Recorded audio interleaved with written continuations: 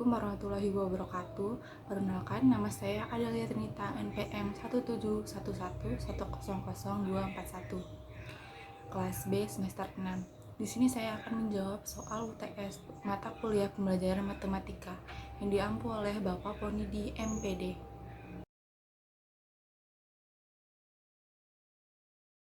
Jawaban untuk soal pertama yaitu matematika merupakan salah satu pelajaran yang cukup penting. Salah satunya yaitu untuk memecahkan masalah dalam kehidupan sehari-hari. Di sekolah dasar, peserta didik diajarkan tentang penjumlahan, pengurangan, perkalian, dan pembagian. Pengaruhnya untuk kehidupan sehari-hari, siswa dapat menghitung isi dan berat dan dapat mengumpulkan. Contohnya, ketika anak jajan di warung ingin membeli sebuah roti yang harganya Rp3.000, maka sang anak tahu ia akan mengeluarkan uang Rp2.000 satu lembar dan uang Rp1.000 satu lembar. Contoh yang kedua yaitu siswa membawa 10 lollipop yang akan dibagikan ke teman-temannya.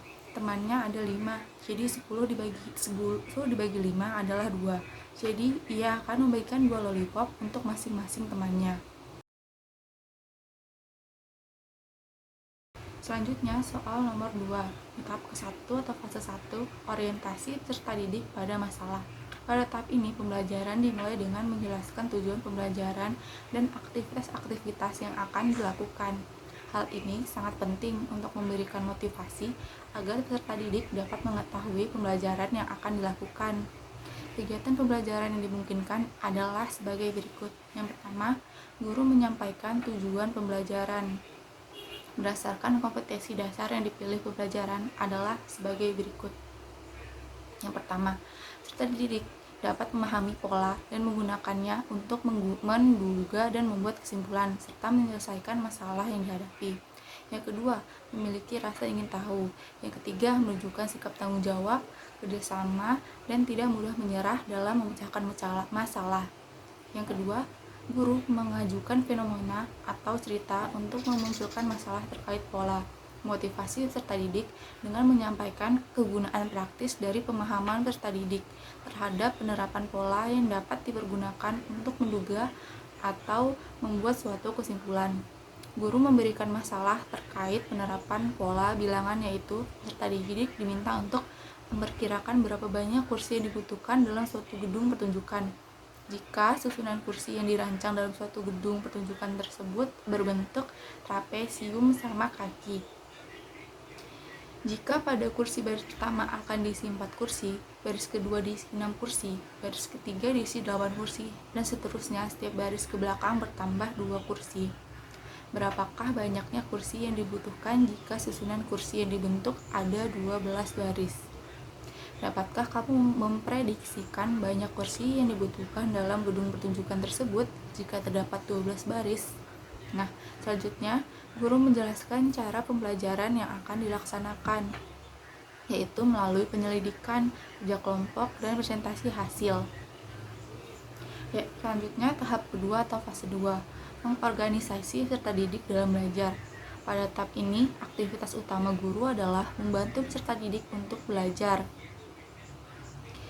yang berhubungan dengan masalah yang diberikan. Kegiatan pembelajaran yang dimungkinkan adalah yaitu guru mengelompokkan peserta didik dalam kelompok kecil yang terdiri atas 4-5 orang. Selanjutnya, guru memberi tugas kelompok untuk menyelesaikan masalah yang diberikan dengan melalui diskusi kelompok.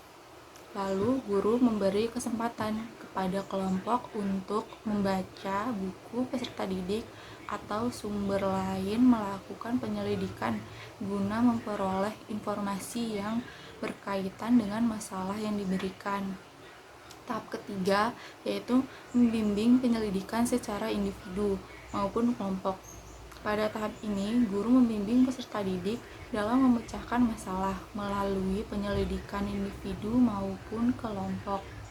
Kegiatan pembelajaran yang dimungkinkan sebagai berikut, yaitu guru meminta peserta didik untuk melakukan penyelidikan dengan mengumpulkan informasi terkait banyak kursi yang dibutuhkan dalam setiap baris dan banyak kursi dalam beberapa baris.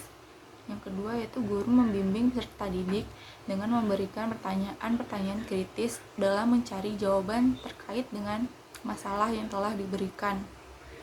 Atau yaitu banyak kursi yang dibutuhkan dalam menyusun barisan kursi. Yang selanjutnya yaitu tahap keempat, mengembangkan dan menyajikan hasil karya. Pada tahap ini, guru dapat membimbing peserta didik untuk mengembangkan hasil penyelidikannya dan meminta peserta didik mempresentasikan hasil temuannya. Selanjutnya tahap terakhir yaitu tahap kelima, menganalisa dan mengevaluasi proses pemecahan masalah. Pada tahap ini, guru memandu dan memfasilitasi peserta didik untuk menganalisa dan mengevaluasi proses pemecahan masalah yang diperolehnya. Selanjutnya jawaban soal nomor 3. Materi yang saya ambil untuk kelas rendah yaitu tentang penjumlahan. Jika dikaitkan dengan PMRI, yaitu mengkaitkan materi pembelajaran dengan kehidupan nyata. Contohnya, anak diajak melihat sebuah tanaman bunga. Nah, anak disuruh menghitung ada berapa bunga yang sudah mekar dan ada berapa bunga yang belum mekar. Lalu anak menghitung yang sudah mekar ada 6 dan yang belum mekar ada 4. Lalu berapakah total semua bunga jika yang belum mekar dan yang sudah mekar dijumlahkan? Jawabannya adalah 6 ditambah 4 sama dengan 10. Maka jumlah semua bunga yang ada adalah 10. Dengan mengaitkan materi pembelajaran dengan kehidupan nyata, maka anak akan lebih memahami materi yang disampaikan oleh guru. Selanjutnya jawaban nomor 4. Saya akan menjelaskan terlebih dahulu. Bilangan kardinal adalah angka yang digunakan untuk menyatakan jumlah, sedangkan bilangan ordinal adalah angka yang digunakan untuk menyatakan suatu urutan atau tahapan, biasanya ditambahkan ke. Selanjutnya lagu yang saya buat yaitu menggunakan nada lagu potong bebek angsa yaitu sebagai berikut. 1, 2, 3, 4, 5, 6 itu adalah bilangan kardinal. Mari belajar bilangan kardinal. 1, 2, 3, 4, 5, dan 6. Ke 1, ke 2, ke 3, ke 4, ke 5, dan ke 6 itu bilangan ordinal. Mari belajar bilangan ordinal. Ke 1, ke 2, ke 3, ke 4, ke 5, dan ke 6. Assalamualaikum anak-anak. Hari ini kita akan belajar tentang operasi bilangan, yaitu penjumlahan, pengurangan, perkalian, dan pembagian. Yang pertama yaitu penjumlahan. Penjumlahan adalah penambahan sekelompok bilangan atau lebih menjadi suatu bilangan yang disebut jumlah. Di sini ibu mempunyai 2 gelas yang masing-masing mempunyai isi spidol. Di gelas pertama yaitu mempunyai 3 spidol, 1, 2, 3. Di gelas kedua mempunyai 2 spidol, 1 dan 2. Pertanyaannya, berapa jumlah spidol jika spidol di gelas pertama dan di gelas kedua disatukan? Di sini kita akan menghitung jumlah dari gelas pertama dan gelas kedua. Gelas pertama ada 3, gelas kedua ada 2. Nah, berapa jika disatukan? 3 ditambah 2. Kita hitung ya, ada berapa? 1, 2, 3, 4, 5. Jumlah dari gelas pertama dan gelas kedua dijumlahkan adalah ada 5. Jadi 3 ditambah 2 adalah 5.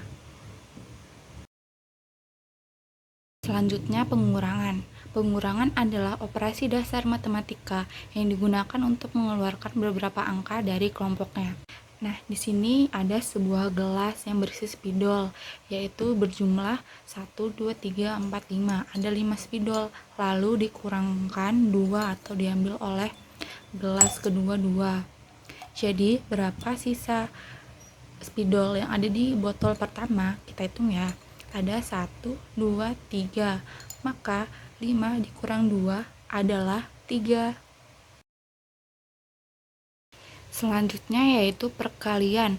Perkalian merupakan proses aritmatika dasar di mana satu bilangan dilipat gandakan sesuai dengan bilangan pengaliannya. Di sini ibu mengambil contoh 2 kali 2. 2 kali 2 yaitu 2-nya ada 2. Di botol pertama 2-nya 1, di botol kedua 2-nya 1. Jika dijumlahkan maka 2-nya ada 2. Coba kita gabung, jadi ada berapa? 1, 2, 3, 4. Ada 4. Jadi tadi 2-nya ada 2 adalah 4. Atau 2 kali 2 adalah 4. Selanjutnya pembagian. Pembagian merupakan proses aritmatika dasar di mana satu bilangan dipecah rata menjadi bilangan yang lebih kecil sesuai dengan bilangan pembaginya. Di sini ibu mempunyai 6 buah spidol. Berapakah 6 buah spidol jika dibagi ke 3 gelas? Kita bagi ya.